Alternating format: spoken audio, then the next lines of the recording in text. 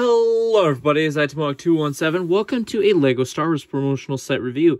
To look at set number 40591, the Death Star 2. Now, this is a set that officially released on May 1st to 7th of 2023 with purchases of 150 USD and 200 Canadian with Star Wars purchases. Contains 289 pieces and is a 40th anniversary set for Return of the Jedi. So here is the Death Star 2. This is the first time we've gotten a Death Star 2 set in, I don't know how many years.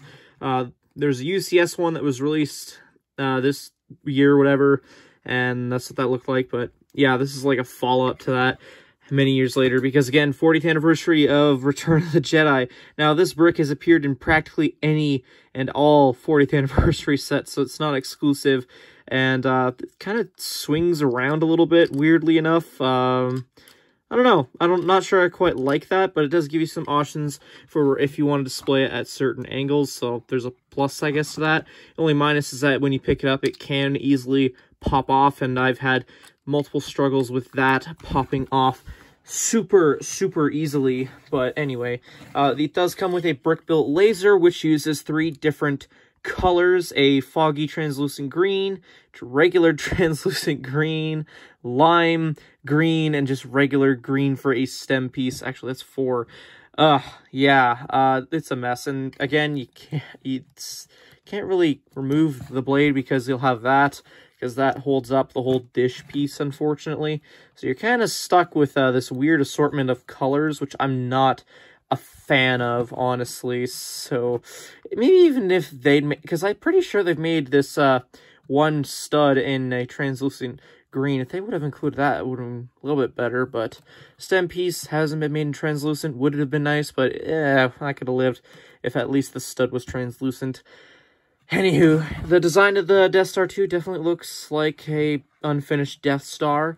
It is a fairly repetitive build overall, and it does feel very gappy, which I don't know if I'm a fan of, honestly. That's probably the first time I've ever had an issue with a set being gappy. Now, the only real Easter egg is you can flip these panels down, and you got some representation for a Death Star duel scene with Luke Skywalker, Darth Vader, and if my lighting lets me, the Emperor sitting up top there. It's supposed to be representing that as a little Easter egg of sorts, which is cool and all, but I don't know. Not sure if I'm a fan of this whole thing overall.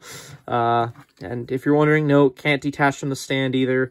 The stand is kind of attached to this, and yeah, not really much else to say about this, so let's just have a look at what else this set includes, shall we? Taking a look at the instructions, you have similar design as the Star Wars helmets, which I like, but flipping open the first page, just tells you that they're switching to paper bags eventually. Cool stuff. But yeah, regular progress bar, pretty straightforward building instructions, again, pretty repetitive stuff. But flipping all the way to the back here, you can see that you have the completed model.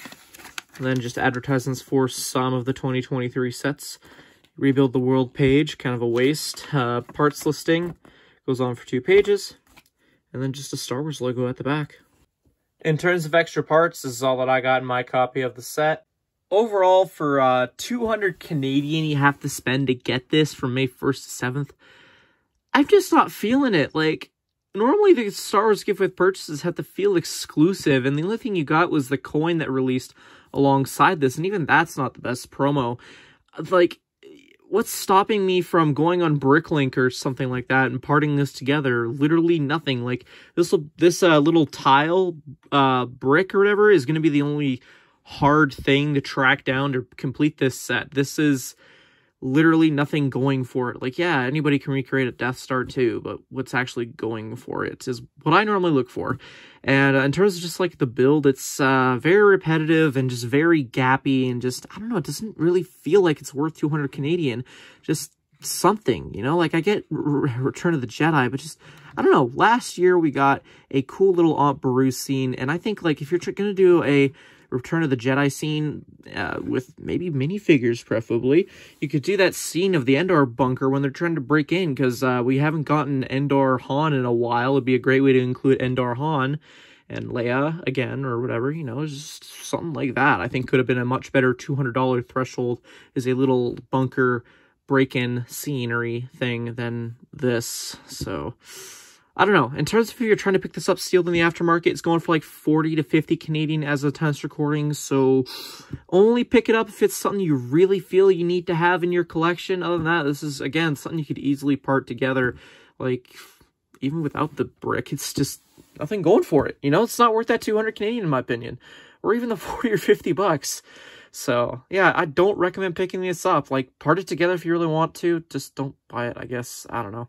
Do what you want. Those are more or less my thoughts. Let me know yours in the comment section down below. If you enjoyed this review, hit that like button, subscribe if you're new to the channel, all that fun stuff. Anyway, thank you everyone so much for watching, and I'll see you all in a future video. Till then, see you later. Bye-bye.